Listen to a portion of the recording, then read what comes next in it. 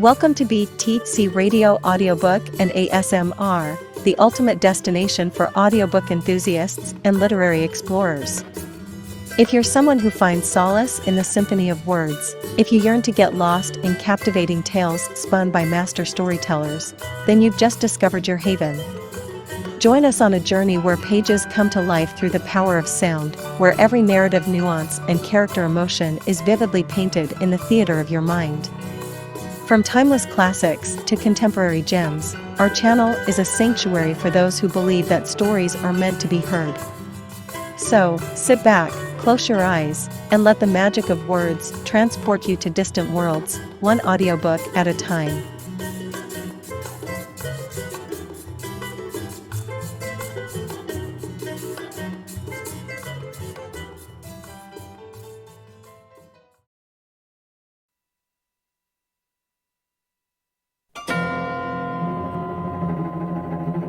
The Strange Case of Dr. Jekyll and Mr. Hyde.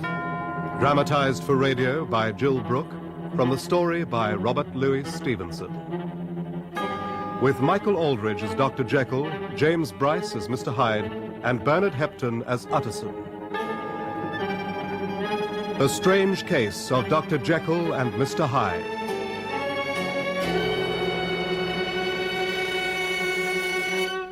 The Last Will and Testament of Henry Jekyll, M.D. D.C.L.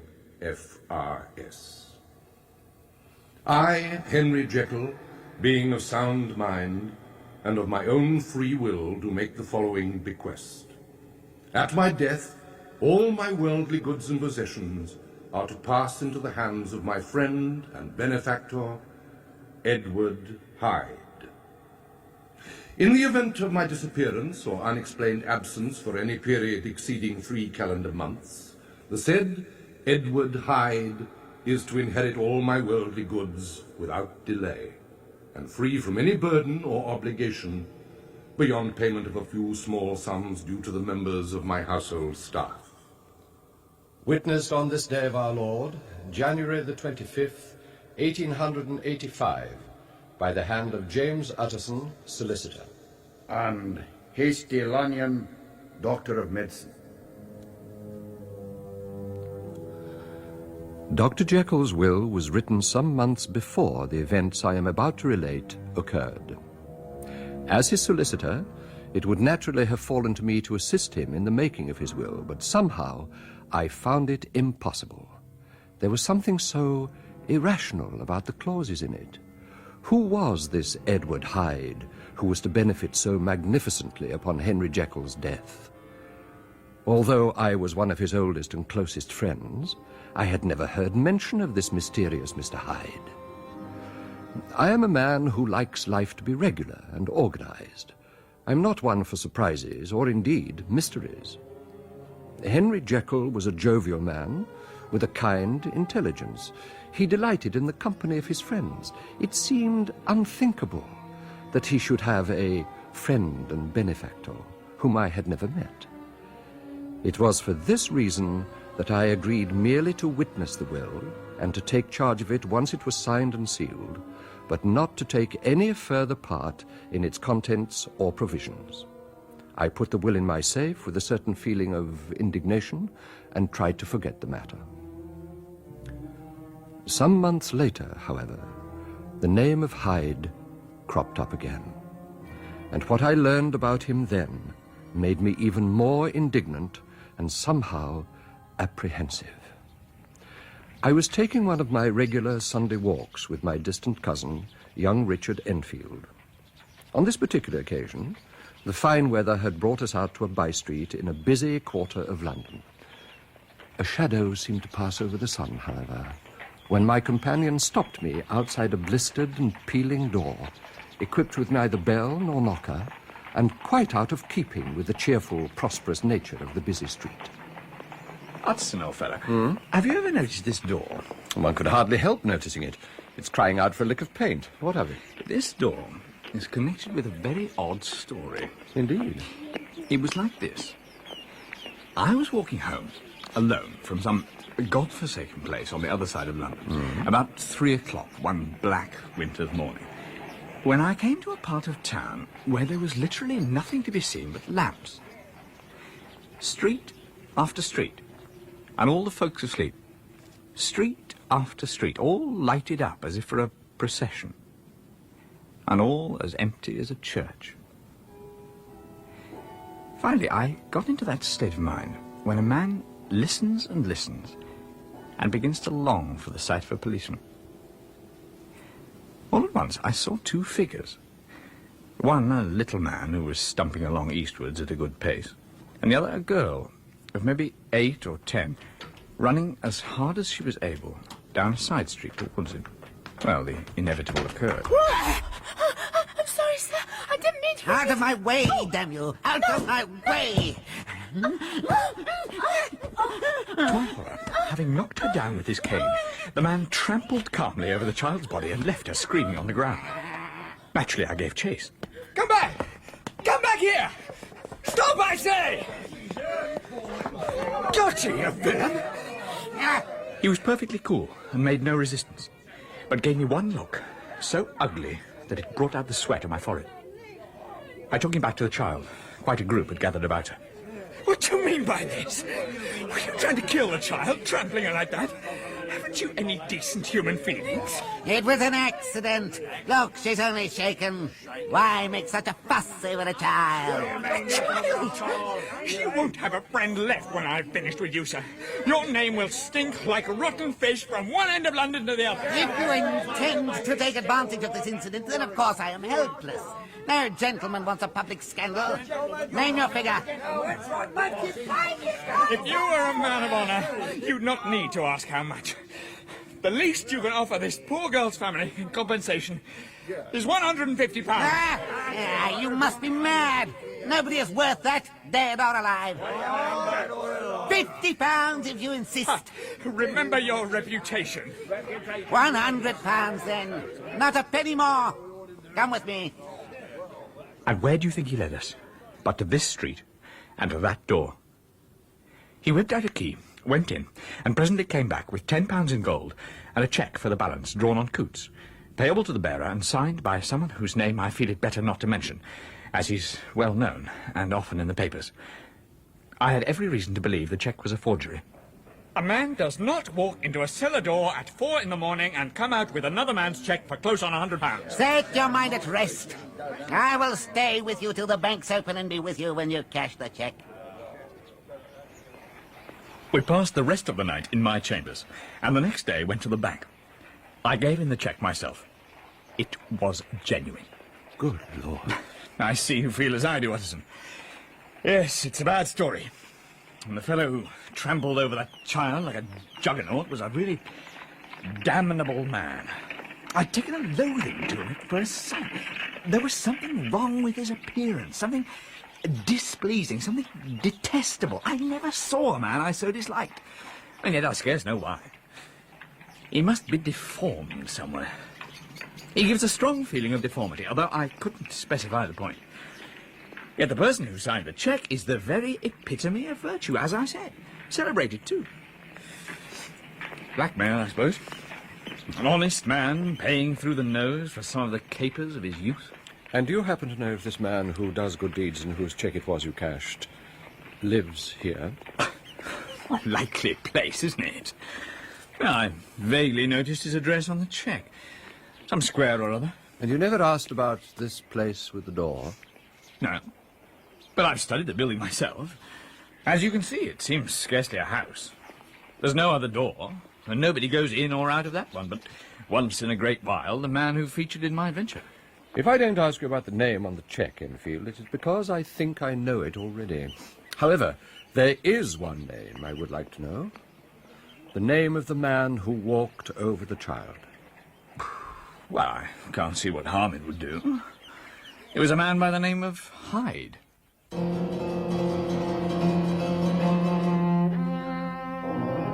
On hearing that name again, I went home and looked up Henry Jekyll's will. My friend and benefactor, Edward Hyde. Whereas before I had been irritated by the name, now I was both fearful and intrigued. What connection could this appalling man have with Dr. Jekyll?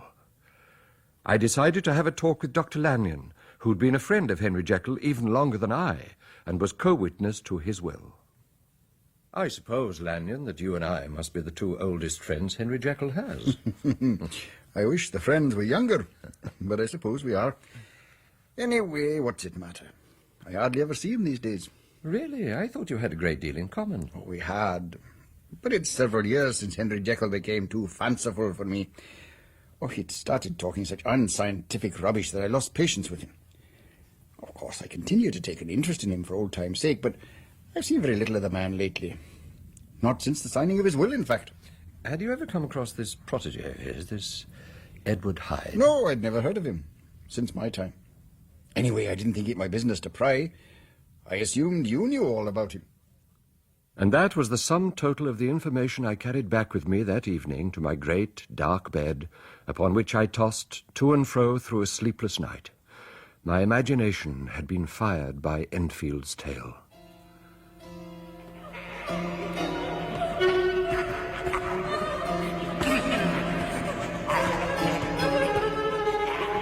When not confronted by vivid pictures of that human juggernaut trampling the poor child into the ground, I envisaged Henry Jekyll asleep in his rich home, dreaming and smiling at his dreams. The door of the room would open, the curtains of the bed be plucked apart, and there would stand a faceless figure to whom power was given, and even at that dead hour, my friend must rise and do its bidding.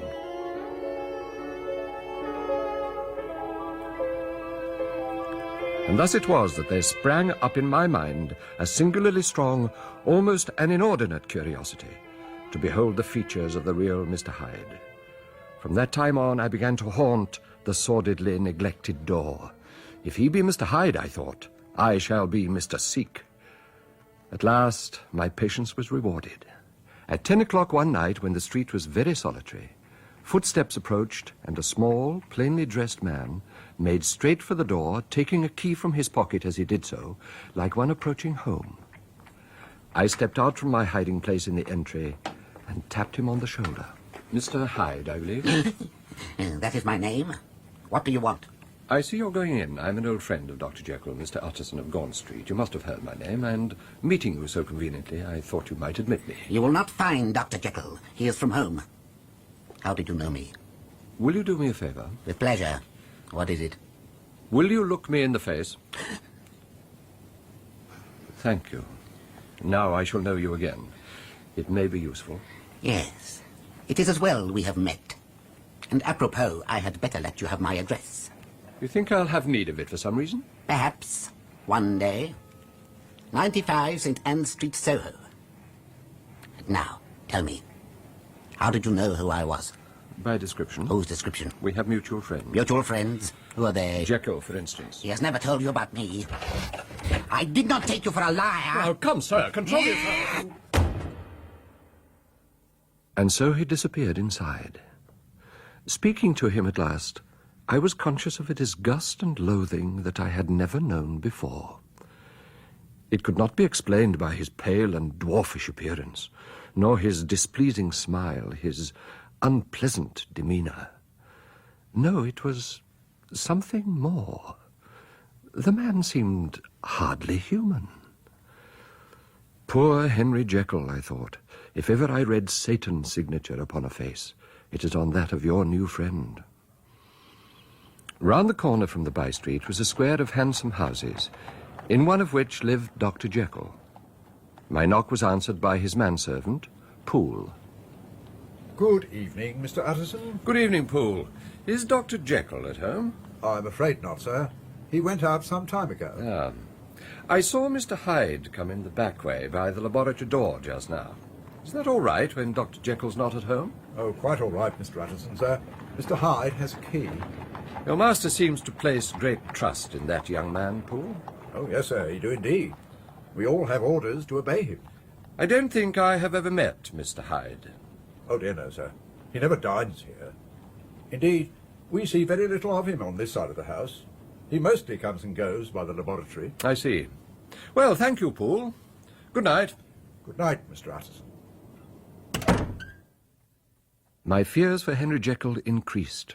He was obviously in very deep waters. He was wild when he was young, to be sure, but that had been a long time ago. That must be it, I felt. The ghost of some sin, the cancer of some concealed disgrace. I wanted to help, if only Jekyll would let me. An opportunity occurred a fortnight later, when the doctor gave one of his pleasant dinners for 5 or 6 old cronies. I contrived to remain behind after the others had left. I've been wanting to speak to you, Jekyll, about that will of yours. Oh, my poor Utterson, you are unfortunate in having a client like me. I've never seen anyone as upset as you were by my will, except perhaps that hide-bound old fogey Lanyon by my scientific theories. Well, you know, I never approved of it. My will, yes, certainly, I know that. You've told me so. Well, I'm telling you so again. I've been learning something about young Mr. Hyde. I do not care to hear more. I thought we had agreed to drop the matter. What I heard was abominable. I cannot change my will. You do not understand my position. Now, Jekyll, you can trust me. I make a clean breast of all this in confidence, and I'm sure I can get you out of it. My dear Utterson, it is very good of you, and I thank you. But it's not what you imagine. If it will put your mind at rest, I'll tell you one thing. The moment I choose, I can be rid of Mr. Hyde. I give you my word. Now, please let the subject rest. I've no doubt you're perfectly right. But since we have touched upon this business, and for the last time, I hope, there is one point I should like you to understand. I have really a very great interest in that young man. And if anything should happen to me, I want you to promise me that you will bear with him and get his rights for him. I think you would if you knew everything. Well, I can't pretend that I shall ever like him. I don't ask that. I only ask you to help him for my sake when I am no longer here. Oh, very well. I promise. Nearly a year after my talk with Henry Jekyll, during which I saw little of my friend, I received a letter from hasty Lanyon. The envelope read, "Private, for the hands of J.G. Utterson alone." Inside was another envelope, and marked upon the cover, "Not to be opened till the death or disappearance of Dr. Henry Jekyll." To my everlasting regret, I obeyed his strange request, for had I read the contents of that envelope, I would have been prepared for the dreadful events that followed. Indeed, I might even have prevented the tragedy. Shocking death, the well-known doctor! Elderly Scottish doctor beaten to death! Horrible killing in London Street! Good morning, Inspector. New coming, sir. New coming to the yard. Now, do come in, Inspector. Take a seat. Oh, thank you, sir. It's very kind of you to see me at such short notice. Well, to tell you the truth, I was half expecting you to call. I'm afraid I can guess why you're here. I've been reading about it in my morning paper. It's a terrible business, sir. Quite terrible. Yes, yes, indeed. Dr. Lanyon was a close friend of yours, I understand. Well, that is so. This is a tragic turn of events. Indeed it is, sir. It was a particularly brutal murder. The body of the deceased was quite mangled. Could have been the work of some animal. Beaten to a pulp, you might say. How horrible. There were no witnesses to the crime, apart from a maidservant who worked for Dr. Lanyon. She happened to be looking out of her bedroom window that night and witnessed the scene. I have a note of her statement here. My master was walking along the cobbled lane below my window when I saw advancing to meet him a pale and dwarfish man carrying a heavy cane who accosted him. I was surprised to notice that it was a certain Mr. Hyde. I beg your pardon, sir. Nothing. Please continue.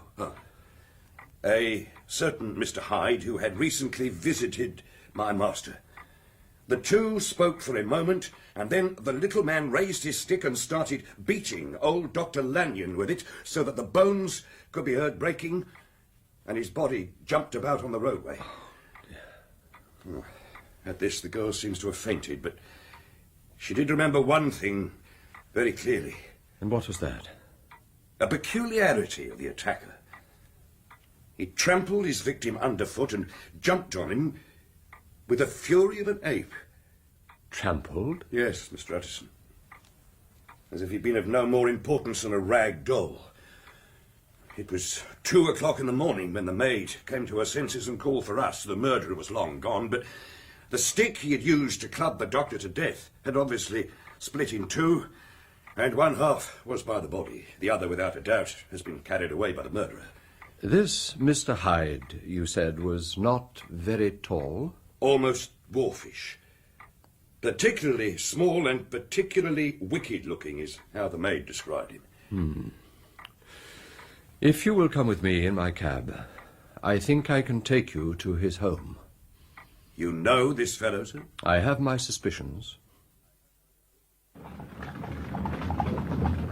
As we drove towards Soho, I gave the inspector Enfield's description of the events concerning the young child and the cheque for £100, of how I had waited for Hyde and at last spoken to him and had been given his address. But I carefully made no mention of my friend, Dr. Jekyll. It was now about 9 o'clock in the morning. The first fog of the season still swirled over the city like a great chocolate-coloured cloud. And as I glanced at the inspector, I felt a touch of that terror of the law which may, at all times, affect the most honest. As the cab drew up at the address I had given, the fog lifted a little to disclose a narrow, dingy street, a gin palace, a cheap French eating house, and many ragged children huddled in doorways. The next moment the fog settled down again, brown as umber, as we reached the house of Dr. Jekyll's favourite, the man who was heir to £250,000 sterling.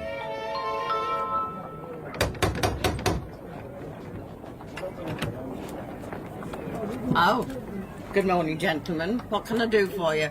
Good morning, madam. I'm inquiring the whereabouts of a certain Mr. Edward Hyde. Oh, this is Mr. Hyde's residence, but he is not at home. Have you any idea where he may be found? He came home very late last night, but went away again within the hour. Do you know why? No, I don't know the reason. There's nothing strange in that. Mr. Hyde keeps very irregular hours. He's often absent. Is he? Before yesterday, I hadn't clapped eyes on him for nigh on 2 months. Very well, then. We wish to see his rooms, if you please. I'm afraid that's quite impossible. Mr. Hyde is a very particular gentleman. Madam, this is Inspector Newcomen of Scotland Yard. Oh, is he in trouble then? What's he done? I didn't say he'd done anything. We merely hope that Mr. Hyde may be able to help us with our inquiries. And now, my good woman, just let me and this gentleman have a look about us. Oh, very well. I suppose you'd better come in. It's this way, and then up the stairs. Follow me. He certainly don't seem a very popular character. So it would appear, Inspector. He only uses a couple of rooms, but he's got them furnished nice. Brought his own stuff, he did. Carpets and pictures and that. Well, here we are. Thank you. That'll be all for the moment. Well, look at the state of this room. We must have been burgled. Don't worry. We'll see to it. That will be all, thank you. No rights in my own home. After you, sir. Yes, thank you. Overnight, and I can't even... Well, well, Inspector. Rather a surprise, eh? Yes, indeed, sir. Quite luxurious. This painting over the mantelpiece must be worth a fair bit. Most striking. But who could have done this? The place appears to have been ransacked. Yes. It looks like the hurried flight of a guilty man to me. No thief would have been so careless. Silver knives and forks. Oh, you're right. No burglar worth his salt would have left these behind. Judging from this pile of ashes, it looks as if our man decided to have a bit of a bonfire before leaving. Embers still warm. Oh, what have we here? Remains of a checkbook. There's something over here, Inspector. Oh, what's that, sir? A broken stick. Oh, yes. That's the other half of the murder weapon, all right. He must have lost his head, or he'd never have destroyed the checkbook, or above all, left that stick. We have nothing to do but wait for him at his bank. The man obviously can't live without money, and plenty of it. In the meanwhile, We'll make further investigation among his associates.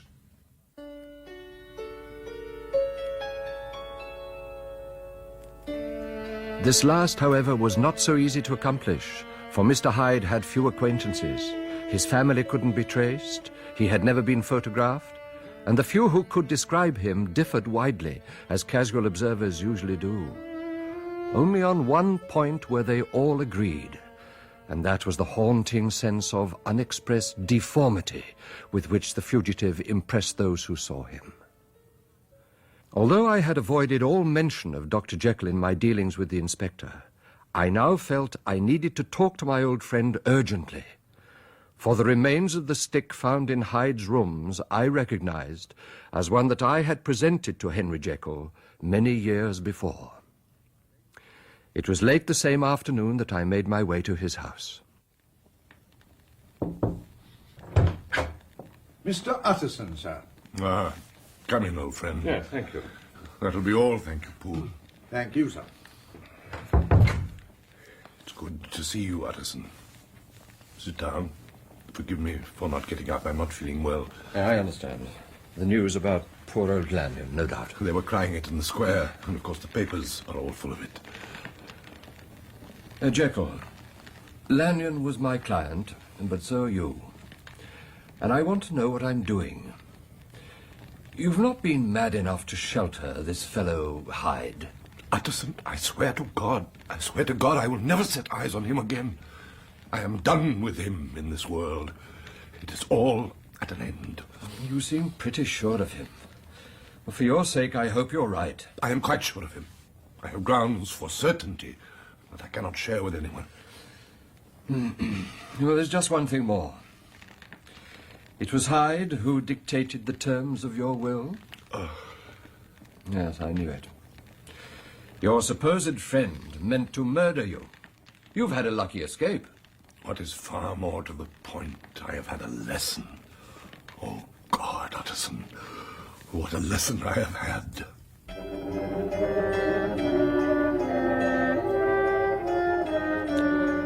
And so time ran on, and life began to resume its normal pattern. Thousands of pounds were offered in reward, for the death of Dr. Lanyon had been keenly felt by the general public, and the police kept watch upon the house in Soho for several months, but Mr. Hyde had disappeared as though he had never existed. Much of his past was unearthed, and all disreputable. Tales came out of the man's callous and violent cruelty, his vile, dissipated life, and of his strange associates, but of his present whereabouts, not a whisper.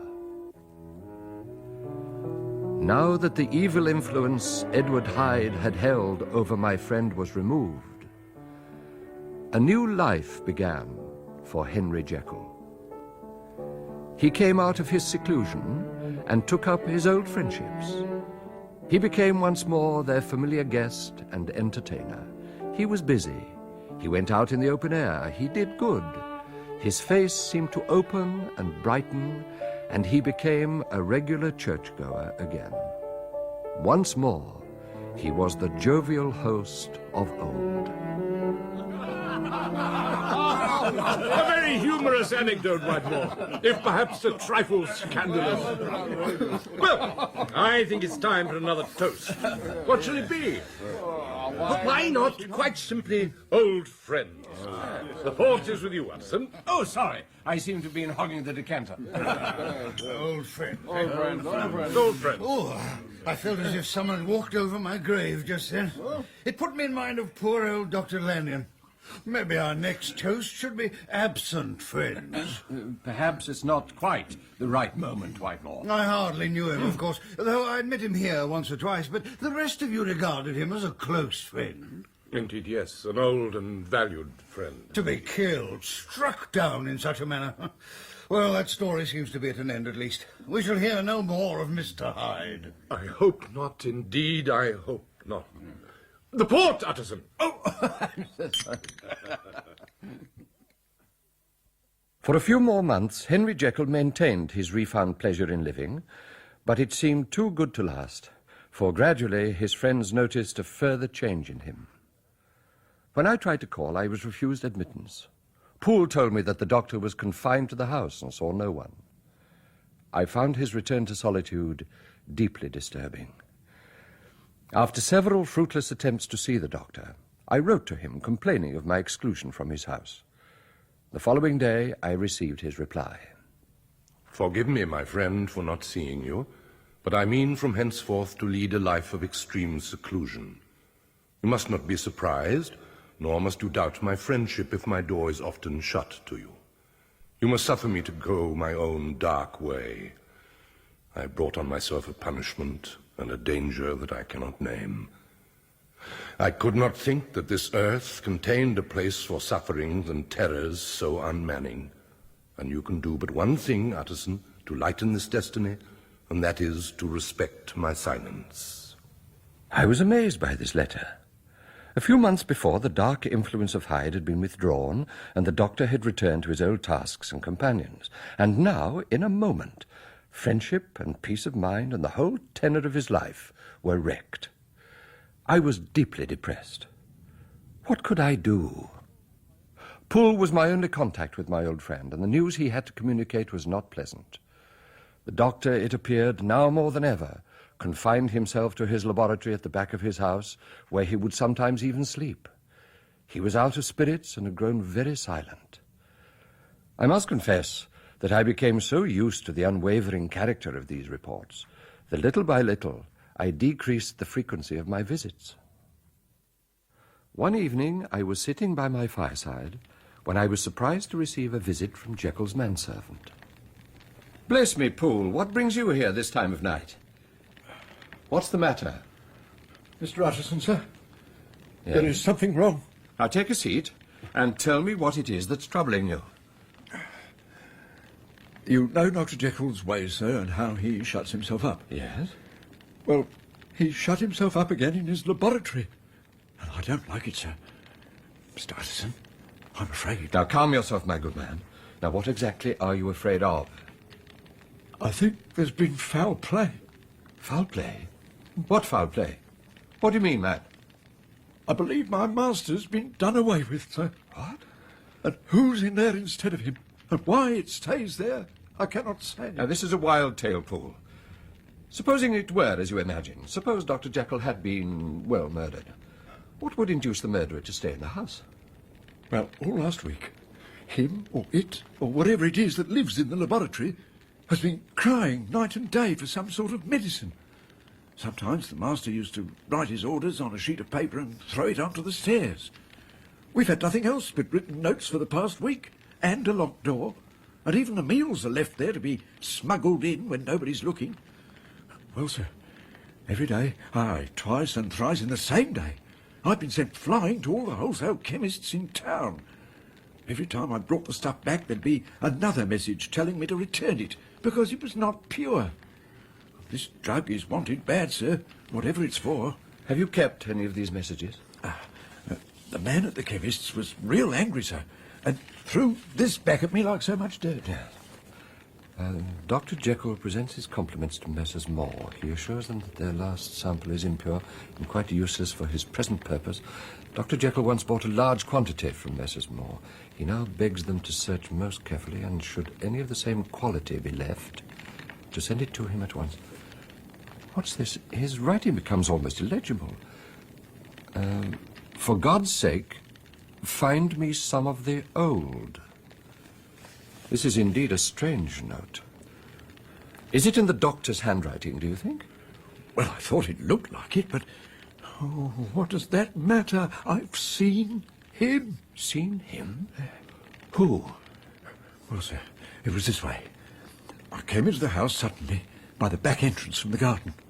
It seemed he'd come out to look for this drug or whatever, for the laboratory door was open. He looked up when I came in, gave a kind of cry, and then rushed back inside. I only caught sight of him for a moment, but it made my hair stand on end like quills. Oh, sir, that thing was not my master, and that's the truth. My master is a tall, fine-built of a man, but this was more of a dwarf. What? Oh, sir, do you think I do not know my master after 20 years? No, sir. That thing was never Dr. Jekyll. God knows what it was, but it was never him. and I believe in my heart that murder has been done. Poole, since you say that, it becomes my duty to make certain. We'll go to your master's home, and if necessary, I shall break down the laboratory door. Oh, Mr. Utterson, sir, now you're talking. Then it's right that we should be completely frank. We both think more than we have said. Now let us make a clean breast. This figure that you saw, did you recognize it? Well, sir, it went so quick that I could hardly swear to that. But if you mean was it Mr. Hyde, why, yes, I think it was. Ah. You know, sir, he had a key to the laboratory door. Yes, I once spoke with him. Then you must know, as well as the rest of us, that there was something odd about that gentleman.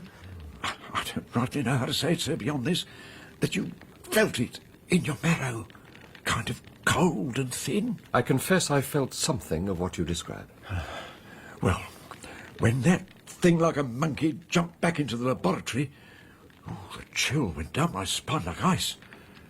I know it's not evidence, Mr. Utterson, but a man has his feelings, and I'll give you my Bible word. It was Mr. Hyde. I agree. I've always feared that nothing but evil could come from that association. Right then, let us to business. We'll make an end of this suspense.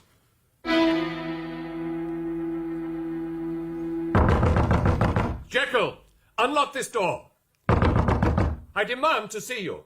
Go away! Leave me alone! That sounds like your master's voice, doesn't it, Poole? Well, yes and no, sir. Oh, there's something wrong somewhere, of that I'm certain. Don't worry, I shall get to the bottom of the mystery. Jekyll, I give you fair warning. Our suspicions are aroused, and I must and shall see you. If not with your consent, then by brute force. Well done, sir. That's the spirit. Utterson, for God's sake, have mercy! I think I might have better luck on my own, Poole. Leave us, but stay within call.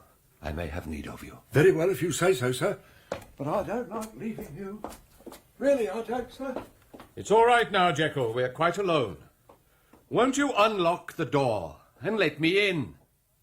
So be it, if you insist. But I promise you no comfort. My dear Jekyll, what's wrong with you? You are ill. I am done for, Utterson.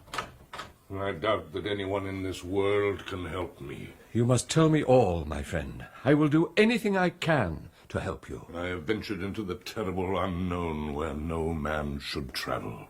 This involves your friend Hyde? My friend? I would not call him that. The murderer? You are thinking of Lanyon's death? Of course. I will tell you about that unhappy event. You? It will be a relief to do so. Shortly before his death, Lanyon received a visit from Mr. Hyde. Good evening, Dr. Lanyon. My name is Hyde, Edward Hyde. So my maid informed me. I have come from Dr. Jekyll. Upon what errand, may I ask? I have come about a certain package. Wait, I have a letter addressed to you. He recently gave you something to keep for him, I believe. Yes, what of it? Well, have you still got it, have you? Come, sir, let go of my arm, if you please. I beg your pardon, Dr. Lanyon. Forgive my impatience. Dr. Jekyll sent me here, and I understood... One moment. Bearer of this letter will introduce himself on my behalf. I ask you to give him the small parcel I left with you, the contents of which include some powders, a file, and a notebook. Yes. I am confident that you will not treat this appeal lightly. Please do as I ask, my dear Lanyon, and save your friend Henry Jekyll. Oh, what you're looking for is on that table by the window. At last. For God's sake, man, control yourself. Have you a graduated glass, Dr. Lanyon? Here. One of these powders. Let me see. 4 drops of the red tincture. Look. See how the color changes as the crystals dissolve in the liquid and the phosphorus produces light. When the vapor turns purple, then green, it will be ready.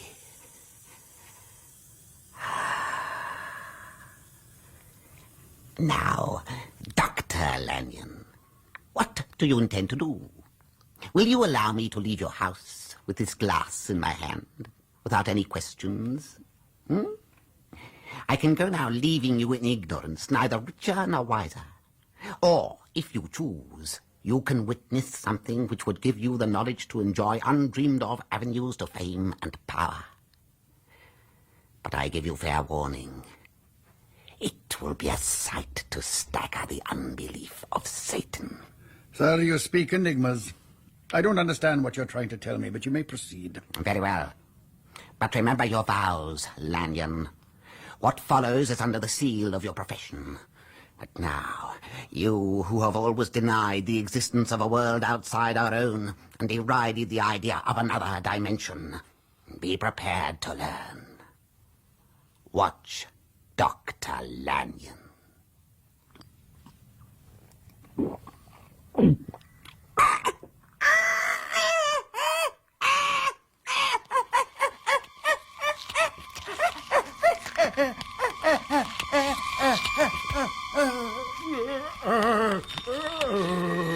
Oh, my God! As you see, it is indeed Henry Jekyll standing before you. Your eyes do not deceive you. What have you done, Jekyll? What fiendish trick is this? Sit down, Lanyon, and listen to me. I long to tell someone what I have discovered, and yet I hardly dare to. 1 minute I'm in heaven, and the next in hell. May I speak to you frankly, as an old friend? I can't bring myself to believe what I have just seen. But for friendship's sake, I will hear what you have to say, and then go. I never wish to see you again. And so I told him all, as I will tell you, Utterson. The letter. Letter? Just before he died, Lanyon sent me a letter with instructions that it was not to be opened until after your death, Jekyll. I think now I can guess the contents. But had you really no suspicion? Did you never suspect that Edward Hyde and Henry Jekyll were one and the same? No, never. Why should I? You a murderer? Edward Hyde is a murderer, not I. But you've just told me... Let me explain. I have always been interested in the spiritual side of life. My theory told me that man was not truly one, but truly two. There is good and evil in even the best and noblest of us. I, Henry Jekyll, had such high ideals and aspirations that I buried my baser instincts and advanced infallibly in one direction, and one direction only. But I continued to reflect on man's dual nature. If each, I told myself, could but be housed in separate identities, life would be relieved of all that was unbearable. The unjust could go his way, and the just could walk steadfastly and securely on his upward path. By chance, my scientific studies shed new light on this war between the two sides of my personality, and I managed to produce a drug which I thought would change the seemingly solid body in which we live and liberate my inner self from its prison. I knew I risked death. Any drug so potent might easily prove fatal. At last, I purchased from a firm of wholesale chemists a particularly rare salt, which I knew to be the last ingredient required. I compounded the elements and drank the potion. It shook the doors of my personality, and the captive within ran out. Lord have mercy. After the agonizing pains which followed, and an indescribable terror of the spirit accompanying them, I felt a strange sensation of release, incredible, and new, and sweet. I felt younger, lighter, happier in body, an innocent freedom of the soul. I was conscious of a heady recklessness, sensual images, a solution of the bonds of obligation. I knew myself to be 10 times more wicked than before, and the thought excited and delighted me like wine. I stretched out my hands, exulting in the freshness of these sensations, and as I did so, I was suddenly aware that I had somehow shrunk in size. I went to my room to look in the mirror and saw, for the first time, the appearance of Edward Hyde. He was so much smaller, slighter, and younger than Henry Jekyll. Even as good shone from the countenance of the one, evil was written broadly and plainly on the face of the other. It was as if evil had deformed him and left behind an impression of decay. And yet, when I looked at that ugly idol in the glass, I was conscious of a leap of welcome. This, too, was myself. God help you. As Edward Hyde, I took rooms in Soho with a housekeeper known to be silent and unscrupulous. I drew up that will to which you so much objected, so that anything befell me in the person of Dr. Jekyll, I could enter on that of Edward Hyde without financial loss. The pleasures I made haste to seek in my disguise were monstrous. On returning from these excursions, Henry Jekyll stood aghast at times before the acts of Edward Hyde. But he was no worse. He woke again with his good qualities unimpaired, and would even make haste, where possible, to undo the evil done by Hyde. I do not intend to go into any details about the depraved and debauched life I led as Hyde. But there was one incident which I mention only because it involved, I have subsequently discovered, a kinsman of yours. Enfield and the child. He told you of the incident? Indeed he did. Some time after that incident, I had been out on one of my adventures, had returned home and resumed the character and appearance of Henry Jekyll. I retired to bed and awoke next morning, feeling at odds with myself. I was in Henry Jekyll's bed, in Henry Jekyll's house, and yet I felt I ought to be in my rooms in Soho, where I was accustomed to sleep as Edward Hyde. My eye fell upon my hands. Now, look, the hand of Henry Jekyll is that of a professional man, white and shapely. But the hand I saw resting on the sheet was corded, knuckly, and thickly shaded with a growth of black hair. I had gone to bed Henry Jekyll and awoken Edward Hyde. While enjoying the bestial side of my nature, I was slowly losing grip on my first and better self, and becoming more and more my second and worse self, without the use of any drug. I was stricken with terror. What should I do if I were caught unawares without my drugs, and unable to reverse the change? If I tried to enter my house as Hyde, my servants might refuse to let me in. I cannot enter my rooms in Soho as Hyde and leave them as Jekyll. So I thought of my old friend Hasty Lanyon, and asked him to keep a package containing the ingredients for my concoction in case I should require them. That event occurred only very shortly afterwards.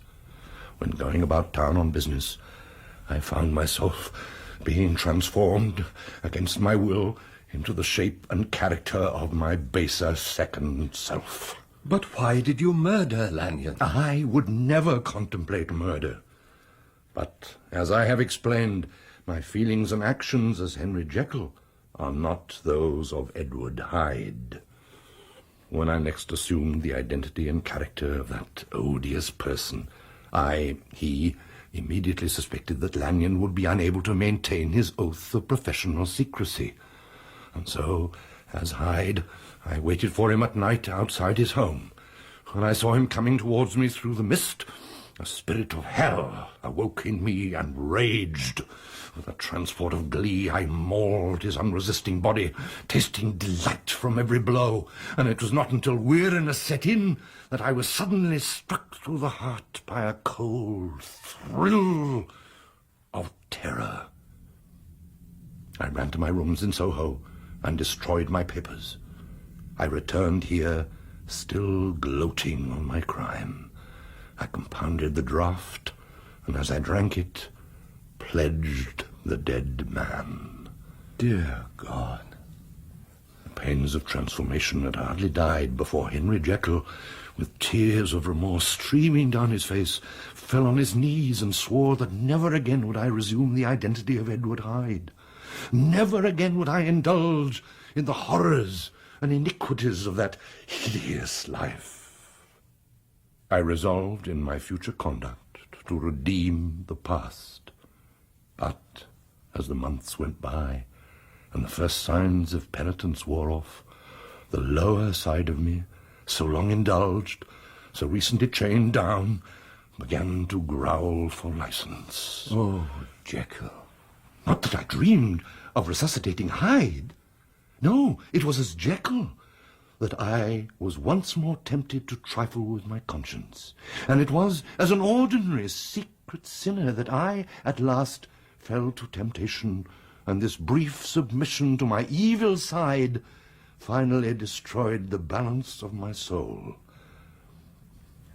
I was sitting in Regent's Park, the animal in me licking the chops of memory, the spiritual side a little drowsed, when a qualm came over me, the nausea, the deadly shuddering.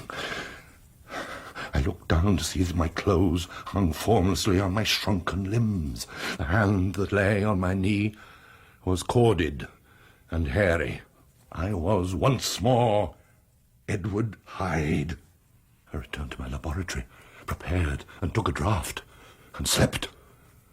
I was on my way to my study after breakfast when I was seized again with these indescribable sensations that heralded the change.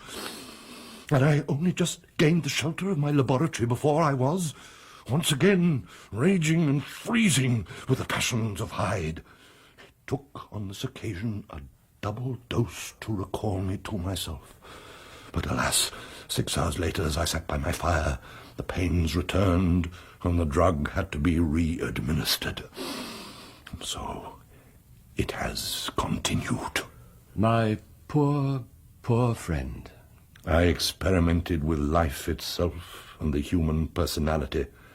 That is God's prerogative. I am being truly punished for meddling with it. And my punishment might have gone on for years, but for the last calamity that has befallen me. What now? The supply of the special salt I use in my mixture began to run low, and I sent for a fresh supply. I mixed the draught. The first colour change occurred, but not the second. I drank it, and nothing happened. I have had London ransacked. It has been in vain, and I now believe that my original supply was impure in some way, and that it was this unknown impurity which lent efficacy to the draught. My original supply is now exhausted. I am helpless. What can I do? Oh no! He's taking over again. I stand condemned, Utterson. I have lived a double life as public morality demanded of me, and now I am paying the price. He will not let me be. Have courage, Jekyll. Edward Hyde has become too powerful for me. He owns my very soul. He will never leave me alone. Henry, be brave. Hold fast. I cannot. I'm changing, sinking, shrinking. Help me. Tell me how. How can I help you? What must I do? There's only one chance, one hope. That small flask there, over there in the poison cupboard, that contains the only hope I have of salvation. This one? Yes, here it is. It's a mark. That doesn't matter. For God's sake, hurry. Hand it to me.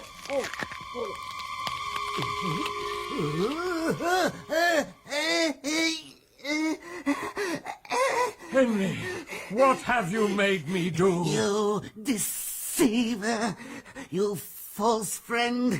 You have murdered me, Utterson. You must have realized that the phial contained poison. No, I swear. You wanted to betray me. Judas, let me get my hands on you. You'll swing for this, lawyer.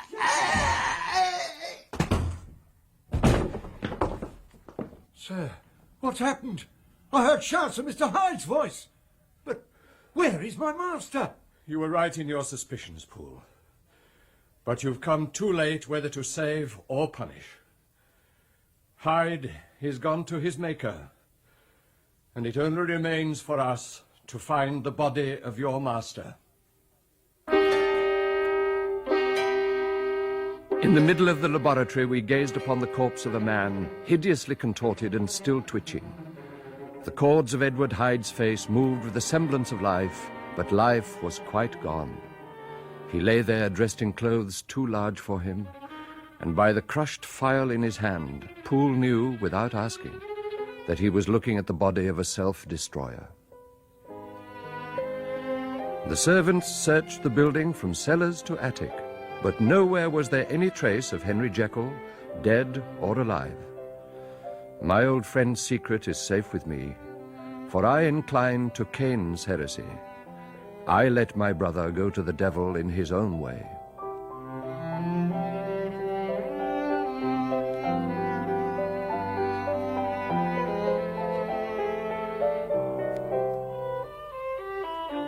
In The Strange Case of Dr. Jekyll and Mr. Hyde, dramatized for radio by Jill Brooke, from the story by Robert Louis Stevenson, Michael Aldridge played Dr. Jekyll, James Bryce, Mr. Hyde, and Bernard Hepton, Utterson.